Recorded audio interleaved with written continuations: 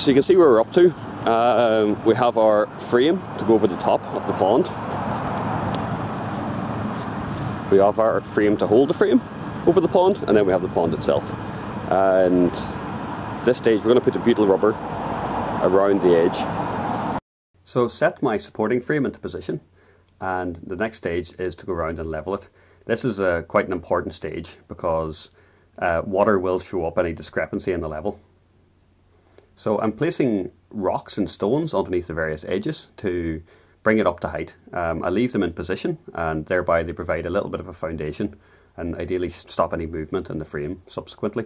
As you can see, the far side is actually getting built up quite a lot. That big stone goes in. Placing them in position and then stamping it down to try and make sure that it won't move around too much. So once that's in position, you can start backfilling around the frame from both sides. And make sure you stamp down the soil as you go, so you can create lots and lots of layers. Don't be tempted to put in too much and then try and pack it down. Pack it down as you go. You can see at this point why it's advantageous to have kept your material separate, so that whenever you're digging, you're always digging the same soil. You don't have to move around or try and scrape it up. If I had subsoil, or if I'd come across subsoil, like things like clay or aggregate, then I'd be backfilling with this because it'd be less susceptible to subsidence. So I was a little bit too successful in using up the topsoil in the area, so I had to then resort to using some sods to build up the inside. Partly this is quite a good idea because it protects the butyl rubber.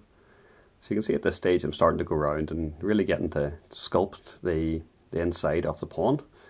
And this is quite a satisfying job at this point, where you really are starting to craft the ecosystem that you're creating. So as I go along, I'm continually checking the levels. As you can see, the frame does respond quite well to be getting stepped on, unfortunately too well. But from what I've seen, it's pretty level and the water doesn't show up any major discrepancies.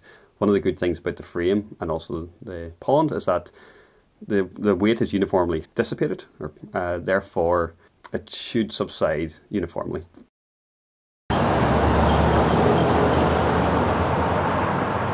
So the idea with the pond is to try and create as many different levels as possible so that you can create more habitat for different creatures. So the bottom is quite deep. You're probably getting on to about 80 centimeters or so. Just something for scale. And as you move up, there are a couple of different strata which are a bit difficult to pick out in the camera. It's important to have a slipway for creatures to exit. These sides are probably overly steep, if anything. It's just me being a bit over ambitious for depth, but I'm sure it'll be fine. So you've got the shallows around these parts, and therefore little things to live in. Then you got the depths where things can overwinter. I think we're ready for the butyl rubber now. Working with large sheet materials is another thing which is easier with two people, but you can do it with one. So just setting the butyl rubber into position. Naturally, in the design of the pond, I had to take into account the size of the butyl rubber. This butyl rubber was very generously given to me for this project by Ireland Roofing Systems. They're the official distributor of butyl rubber in Ireland. Butyl rubber is really what you want to be using for a pond. I mean, you can use other things like PVC and so on, but those sods are just being placed there to hold it gently in position. So when putting the butyl rubber in place, I made sure I had as much excess as I could imagine needing. Here I'm cutting it with a silly little knife. Beggars can't be choosers, but you know, a good set of shears would be better, or a larger knife, or get a professional to do it as well, of course. So I'm just tucking in the butyl rubber and making it neat. If I was doing it again, I might actually avoid having right angles because they're a bit trickier to tuck the butyl rubber into. So this is where I'm finishing for today. I've got the frame built. In theory, this just needs to be dropped into place, and that will take two people. So I have the hole dug, I have my little support frame in place, but I don't want to tack anything down until there's some water in here. That'll hold it down the middle, and it'll mean that there isn't any pressure points where the butyl rubber might tear.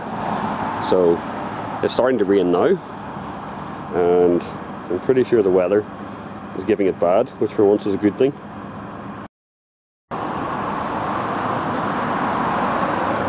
Oh, only one.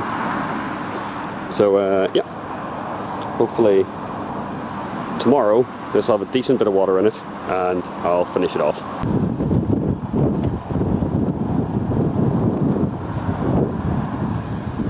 So hopefully this should be a fine day to finish. I want to put some handles on this to make it easier to carry, and then we're going to plonk it into position on here. Not quite as much rain today, but you can see that the butyl rubber is starting to form onto the sides, and yeah, we'll leave plenty of slack so there won't be any tears.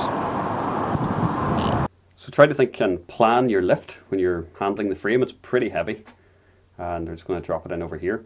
Also plan ahead, so I want to make sure that the butyl rubber is in position. So this is a little bit like trying to fold a giant shirt or something.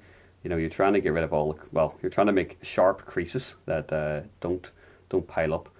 The butyl rubber is thick, well, relatively thick, and it will hold the frame up, and as far as possible I want the frame to sit as low as possible. So we're just planning on the lift now. Think about what you're doing. It is manual handling. I should have been a bit lower, my dad a bit higher. So we've placed the frame into position, and we've realised that the ground frame isn't quite as parallel as it should have been, but all that was required is to work out where the hard part is. And the idea is that we take the weight off the ground frame and then I pound it like a caveman. At this point, it drops in nicely. And as you can see, it's plenty strong, which is really what you want. You could have a dozen school kids standing in that and it wouldn't be a problem. So we then start backfilling. The soil has been graded back, so it's about the width of a single sod. So you can see then we're just placing the sods into position. So we're just putting in grass at this point, and that grass will obviously regrow, especially once the weather warms up.